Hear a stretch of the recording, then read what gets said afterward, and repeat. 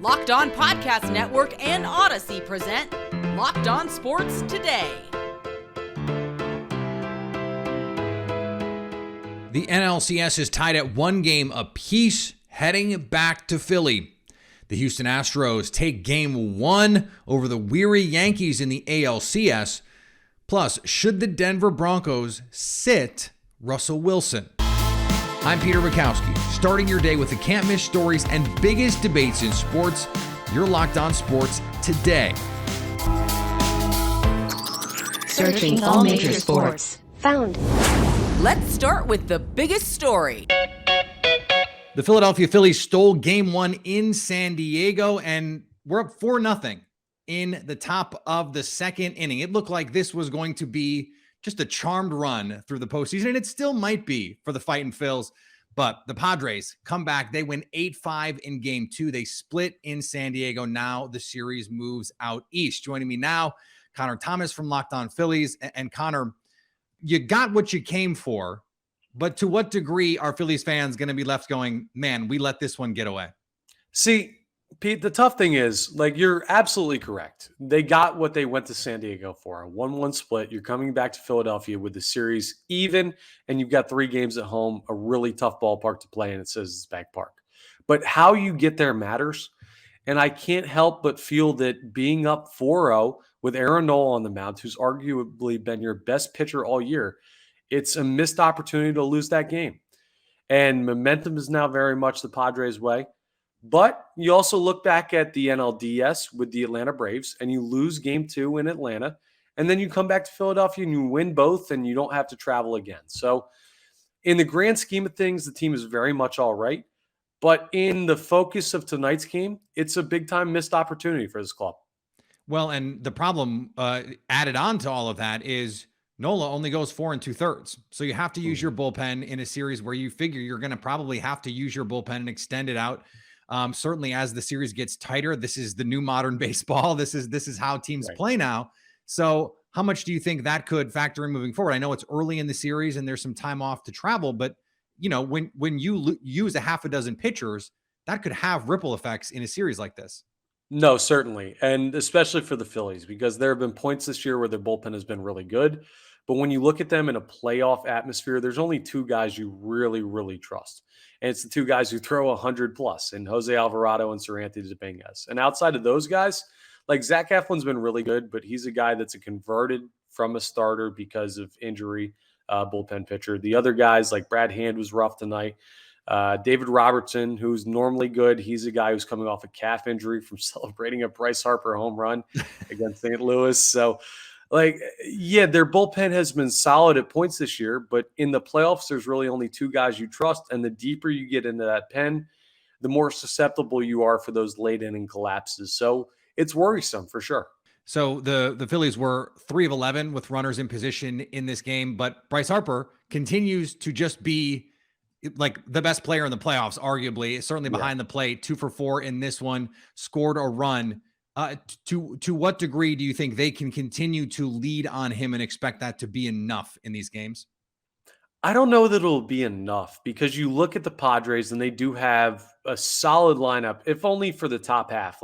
You're looking at a Juan Soto, Manny Machado, Jurickson Profar, who's good up at the top, Jake Cronenworth, and then don't forget Josh Bell, who, while he's one of those guys who's feast or famine, when he goes yard, it's a game changer. You saw that today.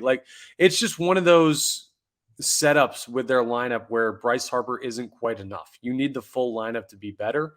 And the bottom of the lineup was a little bit underwhelming today. So he's still, for my money, the best player on the planet right now, which is certainly a nice thing to have. But when you're at home and you're in a tight series where you just gave momentum back, you're going to have some of the other guys step up. I believe they will, but it won't just be Bryce that carries them to the World Series. What is the key as this team moves to Philadelphia for 3 in a row, where you're just the Padres are probably too good a team to win all 3 of these games, but what would give them the best chance to do that? Yeah, well, the key is to starting pitching the rest of the way. You had Nola, you had Wheeler.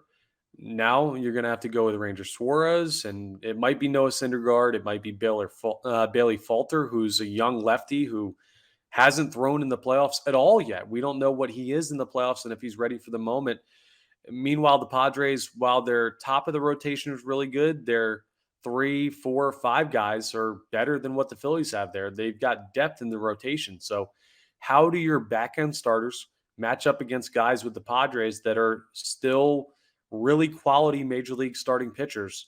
Can you steal games in the starting pitching? Because as we know, that's normally the determinant of who comes away with a playoff game. That's the big determining factor. Can the back end starters for the Phillies hold it down enough that they can find a way to win? Stay up to date all year on the Philadelphia Phillies by subscribing to Locked On Sports today and the Locked On Phillies podcast on the Odyssey app, YouTube, or wherever you get podcasts. Thanks for making Locked On Sports today your first listen. Coming up, the Houston Astros are one step closer to another World Series appearance. If you haven't tried Built Puffs yet, you're depriving yourself of one of life's great joys. And that's not just lip service. I absolutely love Built Puffs. And I love the cookie dough chunk puff. I thought that they had outdone themselves to the point that it could never be topped with the brownie batter chunk puff. I really thought there was just no way they could top it. And then guess what? They topped it. 160 calories, 15 grams of protein, real chunks of cookie dough covered in 100% real chocolate plus that protein-infused marshmallow that we all know and love. It is truly one of my favorite things to eat on a daily basis, and I do eat them on a daily basis. They are so good, so satisfying. They're the perfect thing pre-workout, the perfect thing post-workout. Go to Built.com and use promo code LOCKEDON15 to get 15% off your order. Take them on an airplane. Take them in the car as you go to work. Take them in the car to come home from work. Take them wherever you want to go. I'm going to turn into a Dr. Seuss book here in a second. You need to be eating these things because they're wonderful and really good for you. Use the promo code LOCKEDON15 at Built.com.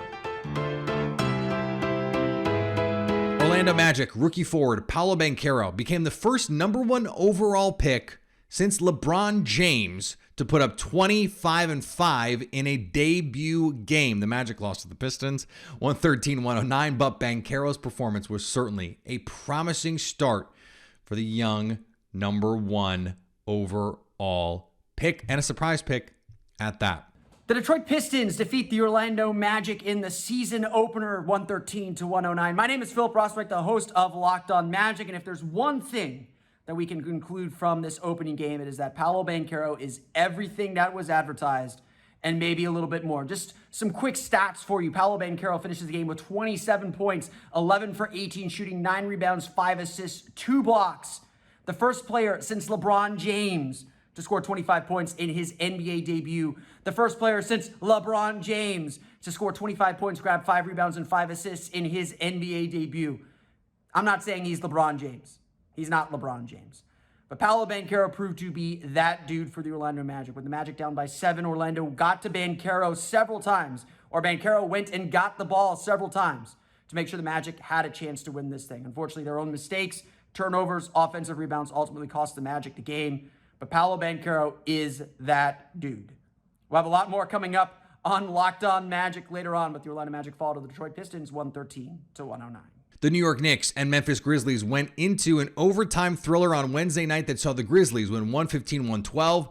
Ja Morant put up 34 points, and the Grizzlies had 3 players with double-digit rebounds. NBA off to a roaring start. Hey, what's up, guys? This is Gavin Shaw of the Locked On Knicks podcast. Following a 115-112 overtime loss against the Memphis Grizzlies, the name to know from this one, Cam Reddish, a player who likely wouldn't have even been in the Knicks rotation if not for an injury to Quentin Grimes. He scored 22 points and was just fantastic attacking the basket all night, showing off a lengthy Euro step both in transition and in the half court, weaving his way in and out of defenders and then finishing with finesse, mostly with his left hand at the rim, and showing off an improved three-point shot, hitting 2 early, and then the biggest shot of the game to send it into overtime, off balance from the left corner, 3 seconds to go, had clutch written all over it, had a monster transition jam in overtime, and the big knock on him all preseason that he wasn't finishing with enough force. Cam answered a whole lot of questions tonight. If he keeps playing like this, he will force himself into this Knicks rotation as the year goes along. It was a game that was a little more difficult than it probably should have been to win, being up 19 in the second half. But Ja Morant showed why he was a superstar, and he also showed that he is not alone in a Grizzlies victory over the New York Knicks on opening night of the NBA. I am Joe Mullinax of Locked On Grizzlies, and while it could have been simpler for Memphis, they certainly had their opportunities. At the end of the day, despite the fact they shot less than 39% from the field, despite the fact they shot almost 60% from the free throw line, despite the fact they were down multiple starters, Desmond Bane didn't have his best night. Ja Morant and company got it done. But he wasn't alone. Santi Aldama had a tremendous first start in this new role, filling in for Jaren Jackson Jr. Tyus Jones made a massive three to help the Grizzlies cap things off at the end. And you also had remarkable contributions from Steven Adams and others like Brandon Clark. It was a total team effort, all hands on deck to get the job done for the Grizzlies against the Knicks. The New Orleans Pelicans started the year with a dominant 130-108 win over the Brooklyn Nets. Zion Williamson, Brandon Ingram, and CJ McCollum all scored over 20. On the net side, Kevin Durant put up 32 points, but neither Kyrie Irving nor Ben Simmons showed up to play. Well, they were actually there. We need this clarification because there are many times when we're just like, so where's Kyrie? Where is Ben Simmons? What's the deal? Both teams debuted their big threes, but only one looked like an actual big three. There has finally been a little bit of clarification on the injury to Arizona Cardinals wide receiver Marquise Hollywood Brown as head coach for now. Cliff Kingsbury said that Brown will miss at least a month with a foot injury. The Cardinals get DeAndre Hopkins back tonight against the New Orleans Saints and traded for Robbie Anderson, formerly of the Carolina Panthers, earlier this week. Justin Verlander has apparently found the fountain of youth. 11 strikeouts against a potent New York Yankees lineup in a 4-2 Houston Astros win to take game one of the ALCS. Joining me now from Locked On Astros, Brett Chancey, who was in the building in Houston. And Brett, this is a Yankees team that, yeah, they played their third game in 4 days in 3 different cities. So to what degree do you think, all right, just like Yankees weariness played a role in this game one? Well, it seemed like they just weren't at full strength. You know, you've got a couple solo home runs, Harrison Bader, who I said could be dangerous in this series if you make mistakes, you know, Rizzo. But outside of that, I mean, this Yankees offense was ineffective. And Justin Verlander, as well as he pitched towards the end of his stint in this game, he started out real shaky, had a very high pitch count in the first couple innings, but he found it. He found his groove. At one point, struck out 6 batters in a row. And we still have Jose Altuve without a hit in his 4th straight playoff game. I don't think I've ever seen that. And they still continue to throttle their opponents. I understand if you're an Astros fan, you probably just think, yeah, well, we own the Yankees, and that's fine. It does need to be pointed out here. Things got a little hairy at the end. Anthony Rizzo, you mentioned, had that solo shot in the 8th inning. The Yankees did get the tying run and the lead run to the plate in this game, but the Astros bullpen all season, I believe the stat is 53-1 when leading in the 8th inning.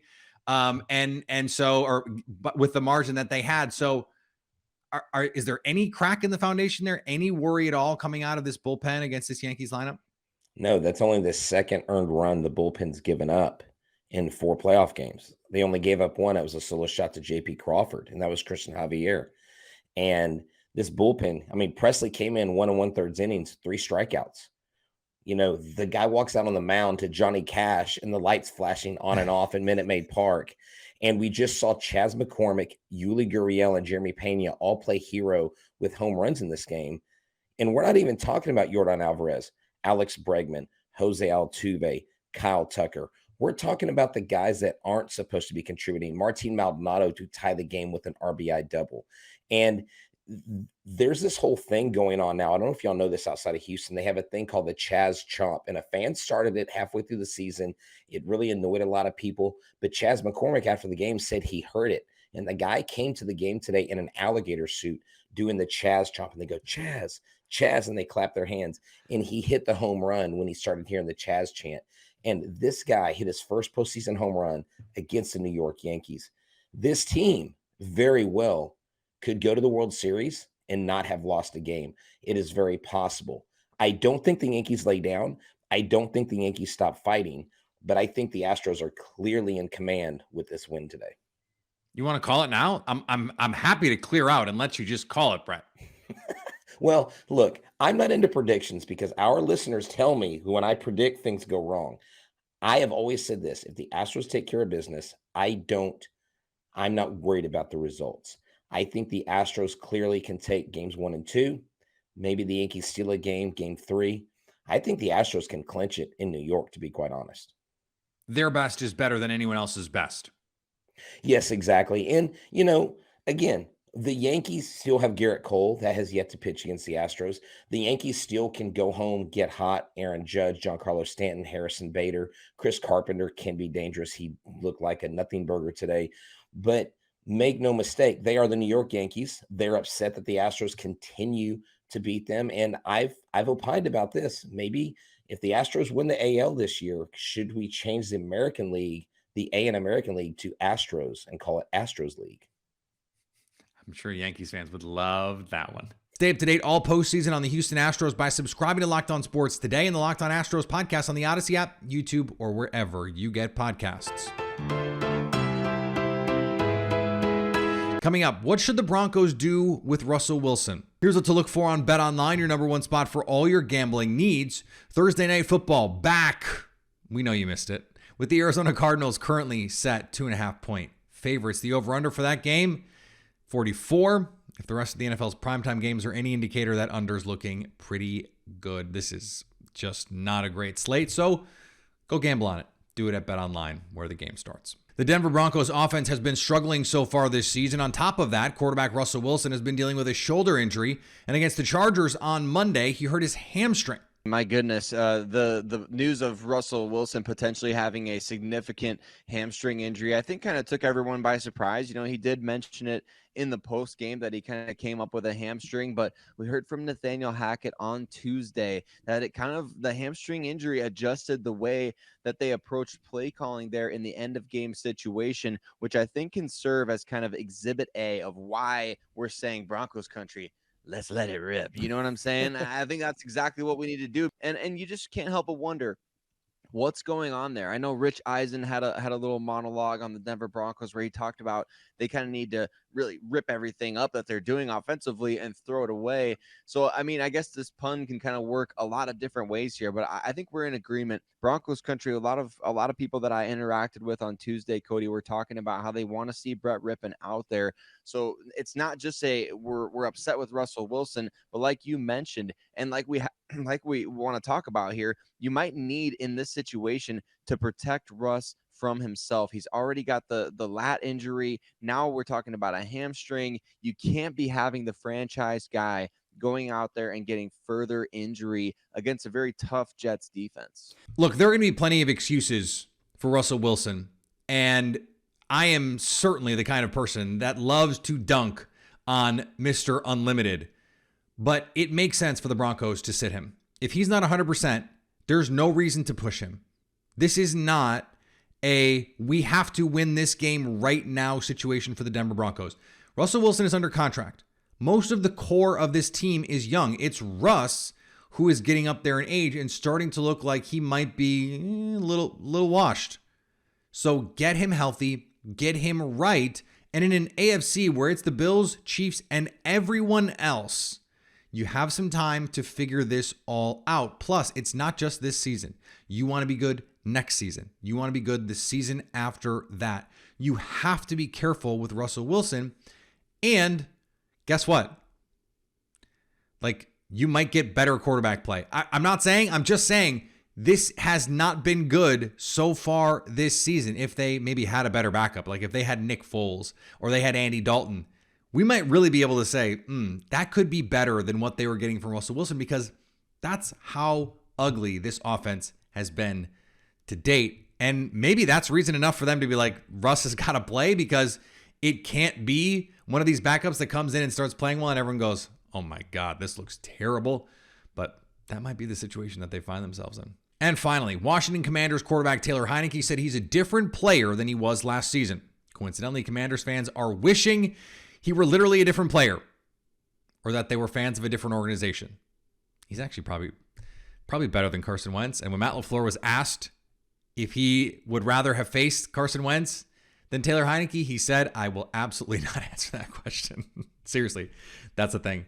Thanks for making Locked On Sports today your first listen. Now go find your favorite team's Locked On podcast and make them your second listen. Coming up on tomorrow's show, could the Saints and Cardinals play an actually entertaining primetime game? Probably not, but at least until tomorrow, stay Locked On Sports today. Locked On Podcast Network and Odyssey present Locked On Sports Today. For more episodes of Locked On Sports Today, go to our video on demand. Click on Sports at the top of your screen. There, you'll find past episodes of Locked On Sports Today, plus other Locked On shows on demand.